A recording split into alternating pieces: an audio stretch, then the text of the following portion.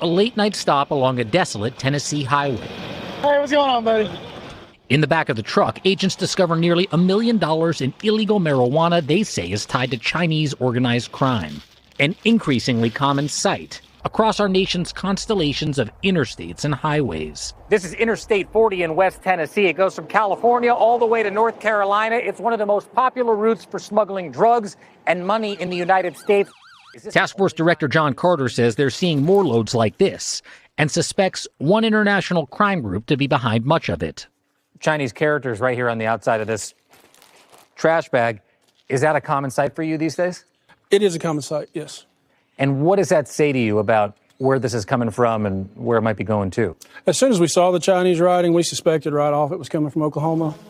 We've seen firsthand how Chinese groups are operating in several states, including Oklahoma. Now the DEA says it's an expanding phenomenon. We've identified in 23 states that Chinese organizations have taken over the cultivation of marijuana.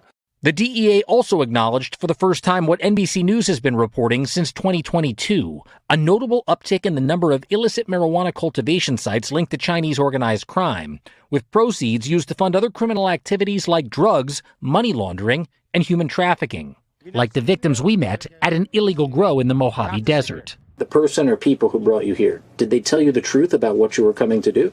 No, they didn't tell her that. What happens at these grow sites is only the tip of the iceberg. This year, 2 Chinese nationals were convicted of illegally trafficking 27 tons of marijuana from Oklahoma, and 7 others have been federally charged with laundering more than $100 million in drug proceeds from Mexican cartels. Those prosecutions, however, haven't stopped drug, money, or human smuggling here along I-40, where interdictions continue on a regular basis. Does it concern you that international criminal organizations might be responsible for this type of drug trafficking going through West Tennessee? Sure, yeah, they're operating here in America. And from our point of view and our point of view only, it's seemingly almost unchecked because we're just getting so much of it. Transnational crime on local roads still speeding ahead.